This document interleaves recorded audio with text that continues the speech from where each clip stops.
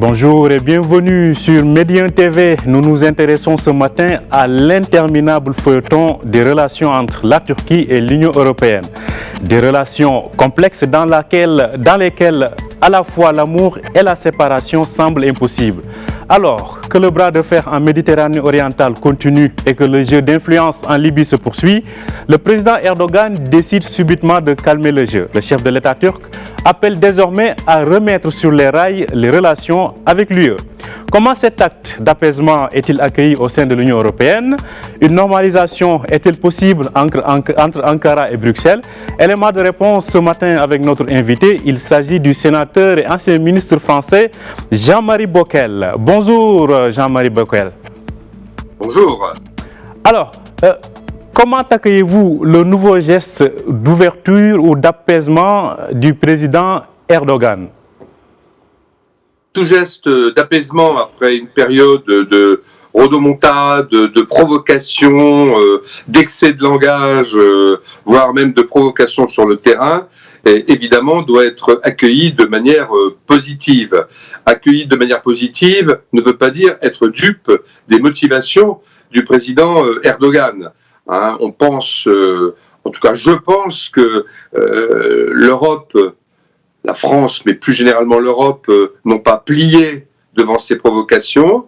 Nous avons tenu bon et je pense que le président Erdogan se comporte comme quelqu'un de réaliste et ça c'est plutôt une bonne nouvelle parce qu'à un moment donné on se demandait s'il n'y avait pas un risque de rupture avec la réalité par rapport à ce rêve ottoman, etc.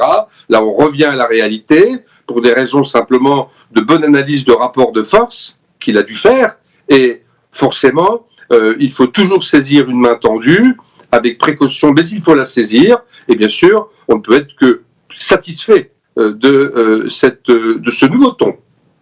Satisfait donc de ce nouveau ton. Alors, la Turquie parle toujours d'adhésion, et on a l'impression que c'est la finalité. Est-ce cette éventualité semble toujours possible, selon vous? Franchement, non. Je pense d'ailleurs que nos amis turcs, je dis nos amis turcs parce que, en ce qui me concerne, dans ma longue carrière politique, je suis ancien sénateur depuis quelques mois, mais j'étais à la Commission des Affaires étrangères et de la Défense, et je suis issu d'une région, Mulhouse, dont j'ai été le maire, où nous avons une communauté turque importante. Je suis allé souvent en Turquie, j'ai beaucoup d'amis turcs de toute sensibilité politique, et donc je parle bien comme ami de la Turquie, mais comme amis de la Turquie, nous devons naturellement se parler franchement. Et même le président Erdogan sait que ça n'est pas un horizon actuellement, qu'aucune des conditions ne sont réunies. Alors, sur ce sujet, et sans vouloir m'arrêter trop longtemps, évidemment, il y a toujours des objectifs à long terme.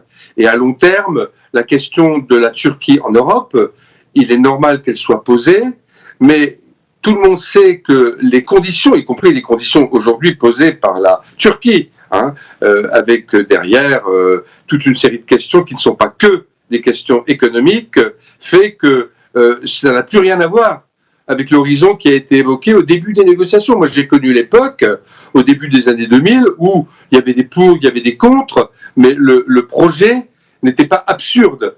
Et certains même en Turquie considéraient que c'était aussi un moyen de faire évoluer un certain nombre de comportements, de mentalités par rapport à un certain nombre, je dirais, de principes qui fondent évidemment l'Union européenne. Aujourd'hui, tout ça n'existe plus. Et moi, je vous parle un peu comme un amoureux déçu, parce que j'ai cru à une certaine époque que c'était un horizon visible, que c'était possible. Aujourd'hui, je dirais que c'est un horizon très, très, très lointain, et que donc le fait d'en parler, du côté de la partie turque, c'est en quelque sorte une manière d'utiliser un véhicule de négociation, puisque le véhicule existe toujours, si vous voulez, le processus de discussion, de réunion, etc., pour voir les conditions de cette perspective. Ce véhicule existe. On n'y croit pas à l'Europe, je veux dire, à l'adhésion de la Turquie à l'Europe, mais le véhicule est un moyen de reprendre la discussion. Voilà comment j'entends cette référence à l'Union européenne et à l'adhésion de la Turquie. Alors, on sent que cette fusion ou ce mariage-là demeure aujourd'hui impossible. Alors, les problèmes ne manquent pas quand même, hein, et peut-être ce sont ces problèmes qui nous conduisent à cette horizon-là. Vous, Européens, qu'est-ce qui vous gêne chez la Turquie? Est-ce la personne ou la personnalité du président Erdogan et son idéologie, ou plutôt les velléités de puissance de la Turquie? Vous avez très bien posé la question, car sur la personne du président Erdogan, il faut toujours avoir un peu de mémoire quand on parle. Moi, je me souviens très très bien des débuts de Erdogan. On avait regardé son passage à la mairie d'Istanbul avec cette poussée islamiste à l'époque, disons, sans grand enthousiasme. Mais on a eu très vite comme président un homme d'ailleurs que, comme le président Gül à l'époque, j'avais croisé à l'Assemblée parlementaire du Conseil de l'Europe, donc on le connaissait un peu, comme un homme pragmatique, comme un homme qui avait incarné à l'époque une certaine modernité dans le développement économique, et il y a eu vraiment pendant plusieurs années une période d'expansion. Moi, j'ai des amis turcs qui n'étaient pas du tout de la sensibilité politique, ni même dans sa forme d'islamisme qu'il incarnait, qui n'étaient pas du tout proches de lui, et qui ont pu à cette époque voter pour l'homme de progrès qu'il incarnait. Et c'est un moment où on se disait, il faut faire la part des choses, on savait entendre un certain discours sur, bon, il y a une réalité sociologique de la Turquie. Je ne veux quand même pas oublier qu'à une époque pas si lointaine, nous sommes bien sûr avant la tentative de coup d'État, dans les années 2013-2014, les négociations avec le PKK, et son leader de l'époque, qui était évidemment déjà à l'époque en prison dans une île au large d'Istanbul, était très avancé. Et que toutes les personnes un peu autorisées, mais ça avait filtré dans la presse, considéraient que l'accord historique se ferait donc sous l'autorité d'Erdogan au lendemain des législatives à venir. Ensuite, les choses ont dérapé, ça ne s'est jamais fait, etc. Aujourd'hui, évidemment, PKK égale terrorisme. Bon. Mais je veux dire par là qu'il y a eu un début qui n'est pas à caricaturer. Et ensuite, il y a eu une dérive. Hein. Il n'y a pas qu'en Turquie que ces choses-là arrivent, hein, quand certaines personnes sont au pouvoir très longtemps. Et puis peut-être que c'était les objectifs profonds, ou certains diraient cachés, qui sont peu à peu apparus. Il y a eu, ça s'est accéléré au lendemain de la tentative de coup d'État, il faut bien le reconnaître, qui était un traumatisme. Hein. Il y a eu ce palais extraordinaire, qui était peut-être le signe d'une forme de mégalomanie. J'en sais rien, je ne suis pas là pour juger. Mais juste, vous évoquez... Nous avons bien eu Versailles en son temps. Hein. Mais l'idée est comprise. Vous évoquez cette tentative de coup d'État manquée. Du point de vue d'Ankara, est-ce n'est pas là un acte qui a brisé la confiance qu'on pouvait avoir envers les Européens de l'autre côté du Bosphore?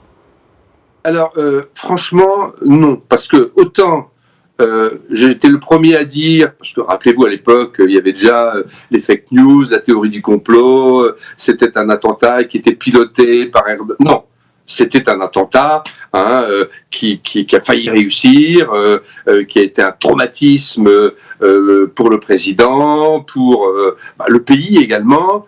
Et, mais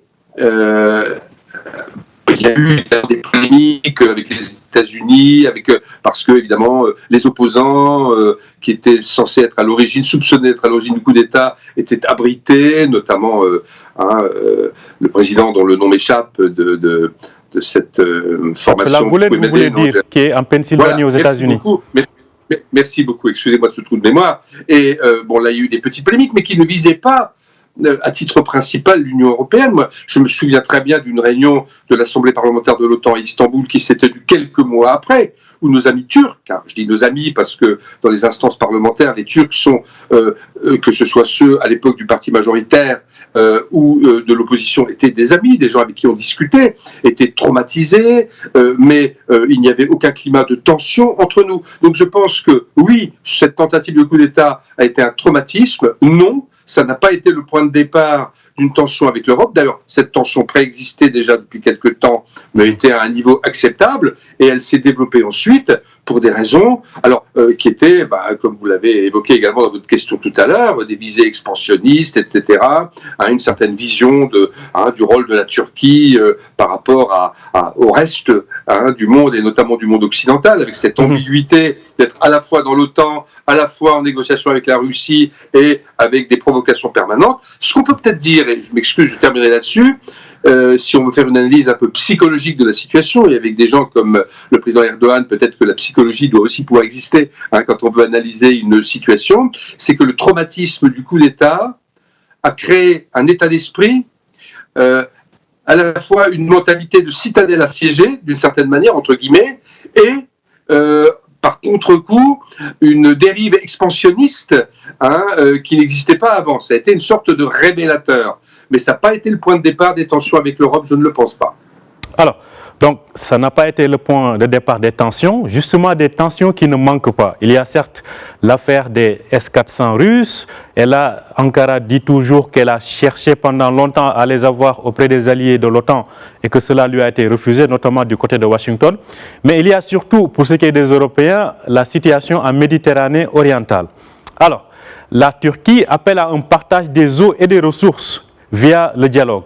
On a l'impression que du côté européen, peut-être c'est le non qui s'impose. Dans ce cas, que proposez-vous en fait pour une solution ? Alors, écoutez, je ne suis pas autorisé à parler bien sûr au nom de l'Union européenne, mais il faut être... Mais au nom d'un grand pays à la limite que la France, un membre important de l'Union européenne. Moi je le peux évidemment comme ex-homme politique, je peux parler comme mon nom personnel, mais si vous voulez, là aussi, comme sur vos autres questions fort pertinentes, il faut accepter de faire la part des choses. Et je dois dire que quand on connaît un peu cette région, je ne la connais pas parfaitement, mais il n'y a pas besoin d'être grand clair pour comprendre que la complexité avec toutes les îles grecques et turques, de la complexité du partage des eaux territoriales, c'est un casse-tête comme il n'y en a pas beaucoup sur la planète Terre, même en mer de Chine. Donc c'est une situation objectivement compliquée. Et c'est objectivement, de par cette Grèce très insulaire, une situation qui n'est pas à l'avantage de la Turquie. Bon, ça, c'est une chose. Ensuite, il y a le droit. Et l'Europe, et heureusement, c'est une qualité européenne, c'est quand même la défense du droit, y compris du droit international. Mon pays, la France, que vous évoquiez, est très attentif, y compris pour nos propres intérêts, à la notion de respect des eaux territoriales. Nous sommes, vous savez, la deuxième, entre guillemets, puissance maritime au monde après les États-Unis, de par notre situation insulaire, l'outre-mer, etc. Et nous sommes nous-mêmes attachés à des îlots inhabités parce que c'est le droit, parce que c'est... Bon, donc, si vous voulez, cette question-là, elle doit être respectée. Et donc, ce n'est pas par des promenades militaires en bateau pour impressionner les marines turques et occidentales, ou même de l'OTAN ou de la France, qu'on fera bouger les lignes. Il faut quand même rappeler aussi que les discussions, le dialogue entre la Turquie et la Grèce avant cette tension n'étaient pas des plus mauvais.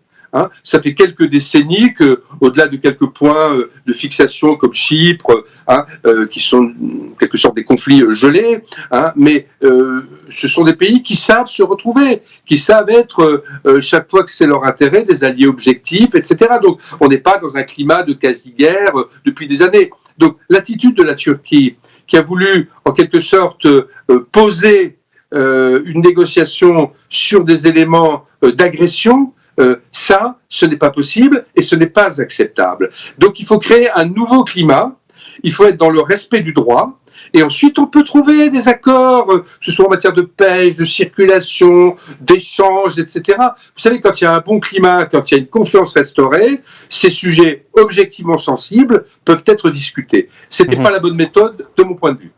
Donc, je rappelle juste que Ankara va recevoir des discussions, une reprise des discussions est annoncée donc à Ankara le 25 janvier courant. Alors, passons à un autre dossier assez brûlant lui aussi, sinon même beaucoup plus brûlant, c'est le dossier libyen.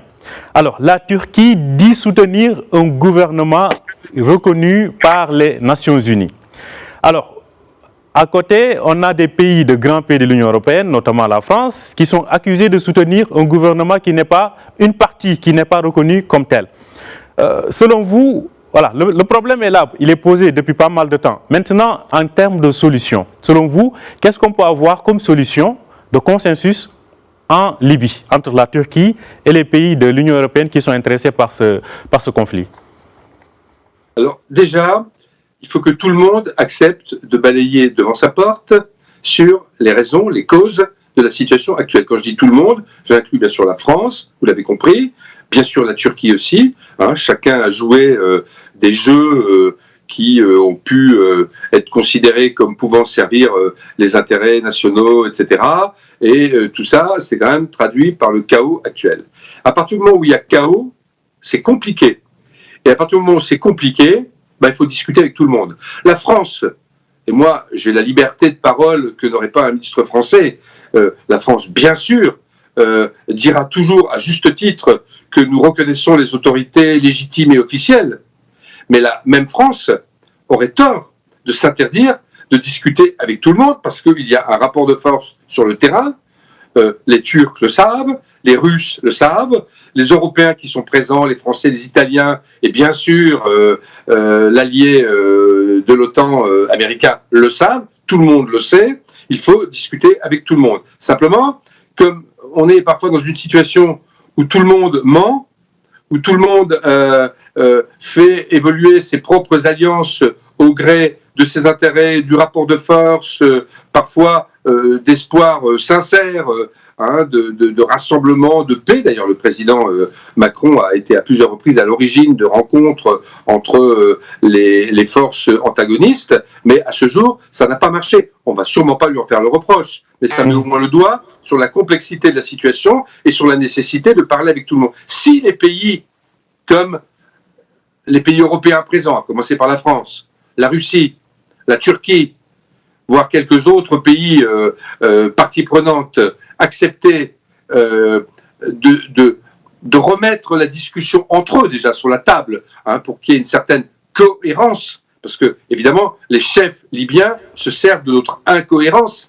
Ils sont aussi intelligents que nous pour servir leurs propres intérêts qui ne sont pas toujours ceux de la Libye. Donc voilà, il y a quelques préalables et il est certain que les Turcs sont un élément, un partenaire potentiel essentiel d'une éventuelle amélioration des discussions pour qu'il y ait sur le terrain une amélioration de la situation pour que ce pays puisse à nouveau se développer et cesse d'être la base de tous les trafics, y compris humains. Et c'est une situation actuellement, vous le savez, scandaleuse, dramatique et dangereuse. Alors, en 2 mots, on a senti ce duel personnel entre le président turc et votre président Emmanuel Macron.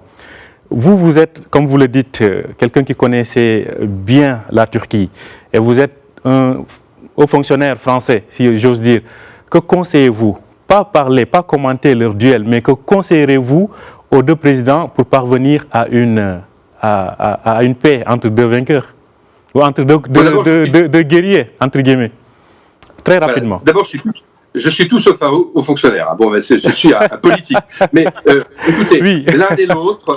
L'un et l'autre sont des pragmatiques et on s'aperçoit aujourd'hui que M. Erdogan est redevenu un pragmatique, tant mieux. Le président Macron est extrêmement pragmatique.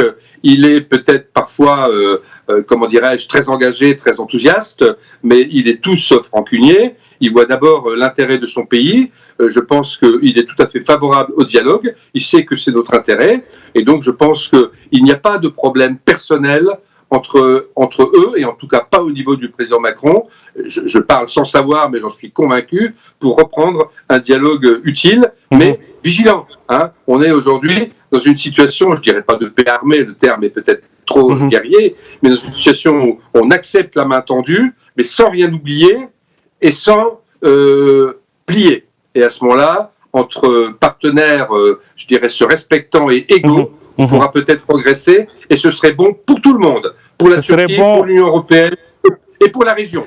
Ce serait bon pour tout le monde. Merci beaucoup Jean-Marie Bockel.